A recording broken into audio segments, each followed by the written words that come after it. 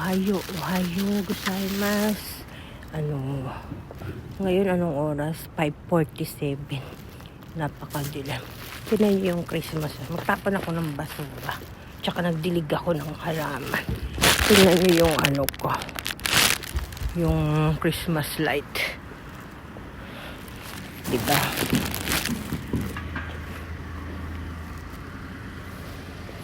Tingnan niyo. Ganda oh. Pumipisak-pisak.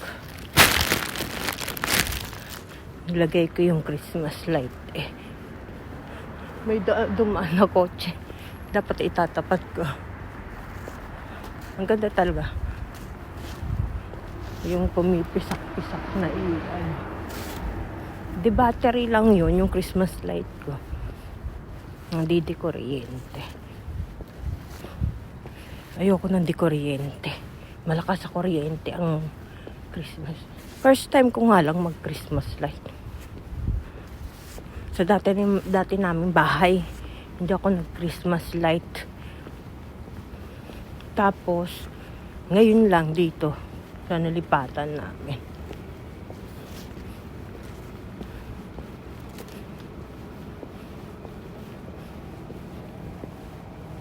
Iikot ako.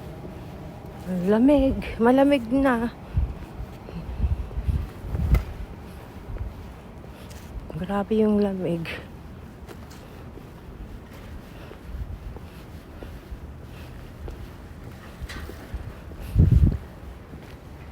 Estudyante na.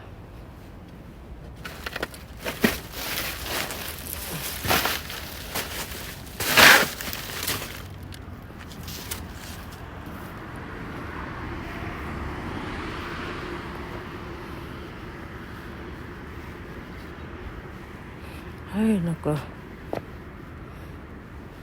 Nahapo ako. Alam niyo, sa totoo lang, hindi na ako naglalakad. Nakakalakad lang ako pag lumalabas ng bahay. Alam ba, may bibili.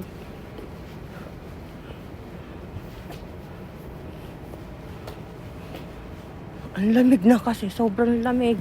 Kita niyo, nakagwantes ako pero nakatago sa gwantes yung lamig.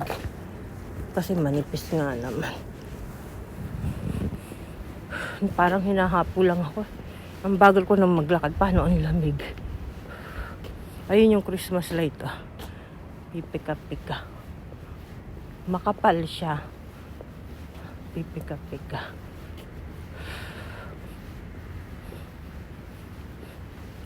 Parang ang sakit ng likod ko. Ano ng lamig. Iba talaga pag tapos sa akin tumakbo. Ayun yung Christmas light. Oh. Pipika-pika. Yun sa akin. Ayun. Hindi ko pa pinapatay. Battery lang yan. Di battery. Minsan ko lang siya buksan. Ayun. Oh. Ayan siya.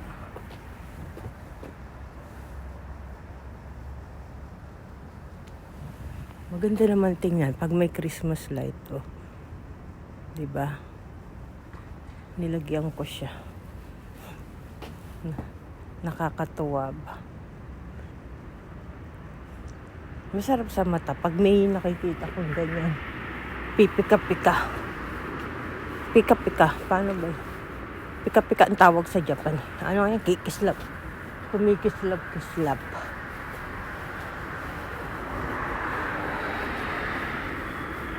Mag-aano lang ako. Konting lakad. December ngayon, kaya sunod-sunod yung mga party-party. Yung anak ko mukhang may party yung panganay. Hindi ko alam kung anong oras ang uwi na, baka umaga. Nag-aalala nga ako, minsan mga hapon, loko-loko eh.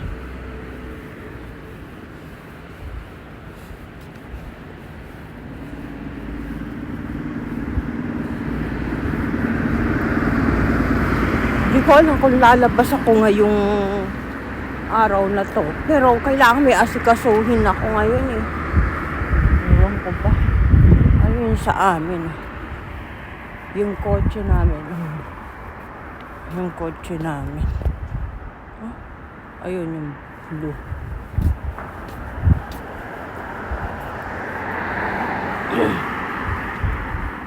Ito yung bakanting lote. Oh.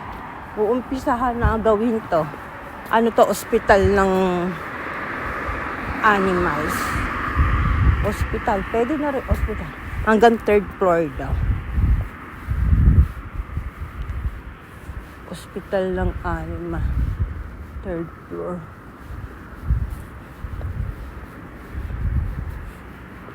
Hala, ang dilim. Bala ko dito mag-ikot. Pero napakadilim pa. Tingnan nyo. Nananaganaan. Hindi ko pala pwedeng pindutin to. Ayan o. Napakadilim pa. Ayokong pumunta. Baka mamaya may makita ako dyan. Balik na ako.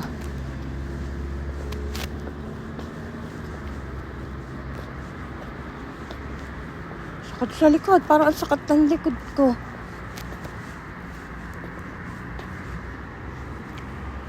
Maliwanag ko kaya maano. Alam niyo, sa totoo lang, pag taglamig, parang yung mukha mo kikinis. Kasi sa sobrang lamig. Tsaka nakakaputi. Pag malamig, yung parang makikinis yung mukha mo. Tapos pupusyaw, puputi. Kasi malamig na. Nga lang, kailangan moisture. Nagkikim ka, moisturizing. Basta yung mga ganun kasi magdadry naman. Kasi malamig. Ako nga naglalagay ng sa labi ngayon ng sa dry ba.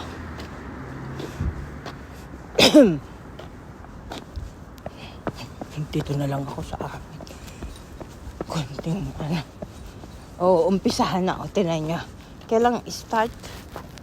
Ayan o. Kailan ang start? Ayan nakalagay. Pag aanuhin yan, gagawan na. Ilalagyan nila ng ganyan. Aba, nagawiyabang. Kailan ang start ang Koji? Hindi ako marunong mag-kanji kasi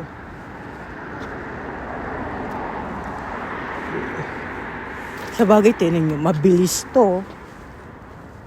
Mabilis sila gumawa ng lalo bahay, 1 buwan lang. Minsan wala pang 1 buwan, gawa na eh. Kasi marami silang staff, construction worker. Ayan. Tsaka hindi katulad sa atin. Hindi ko naman minamaliit yung yung construction worker sa atin. Ibig sabihin, kasi diba minsan naririnig ko rin, nakikita ko rin sa YouTube o sa mga kahit yun sa diba? Pag-arawan ang bayad, siguradong magagawa. Ngayon, pag yung package deal ba tawag doon, yung ibigay mo na yung bayad mo. Minsan na hindi nandyan na hindi papasok, yung ganyan. Siyempre, pag arawan ang bayad, siya, mapipilitang magtrabaho para makuha agad yung sahod, diba? Naku, ayan na yun. Bukas na yung patanda. Naku. Makikita ako.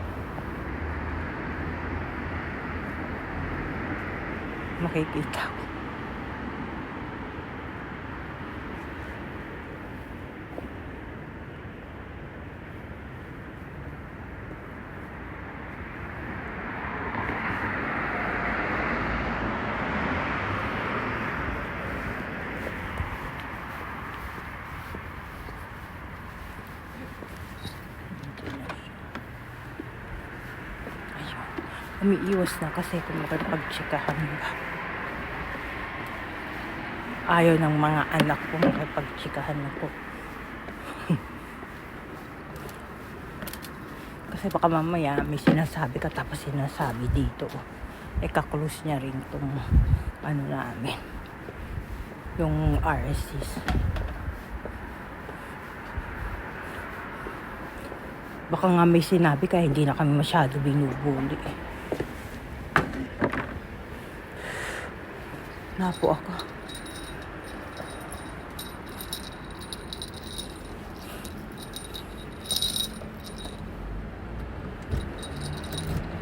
Nakapagdilig naman ako ng halaman sa baba.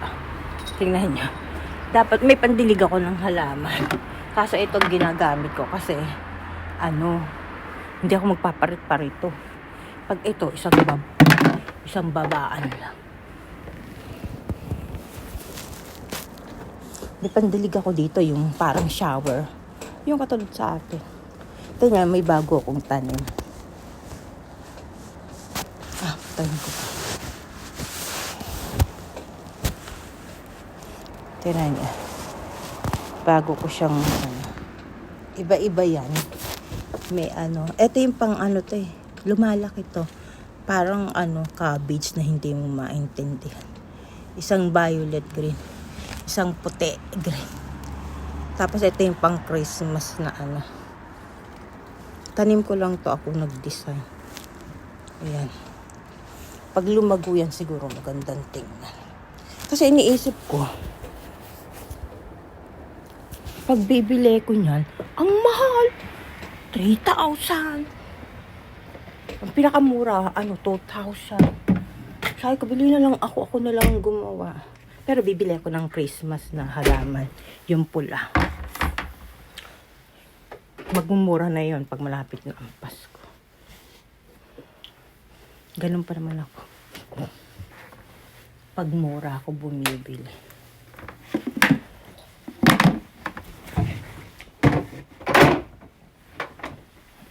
Ito yun.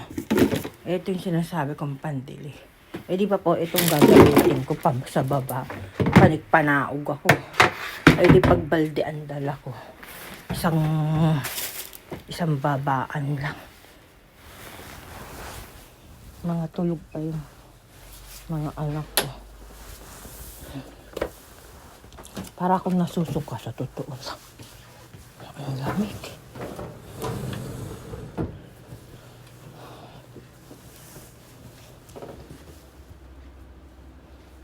Ay, nga pala, ang asawa ko, rito.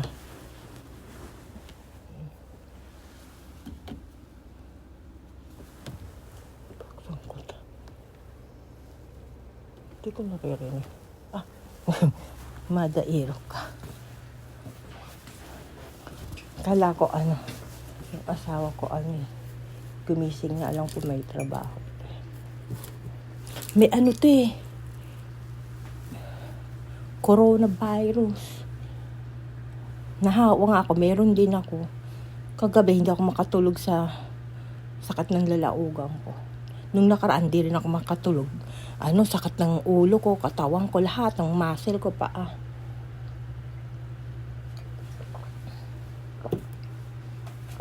Kahit nga tira mo yung mga sinampay ko nakasabit. Kasi nung nakaraang umuulan. Patayin ko kaya yung heater. Gusto kong laban yung ng asawa ko. Ako nalaban ko na lahat ng putong, yung higaan, mga kutsyon. Lahat pa. Paano ko sabihin? Iniisip ko tuloy yung sasabihin ko. Nakakalimutin kasi ko eh. Patayin ko na nga to. Lalabas ako sa veranda.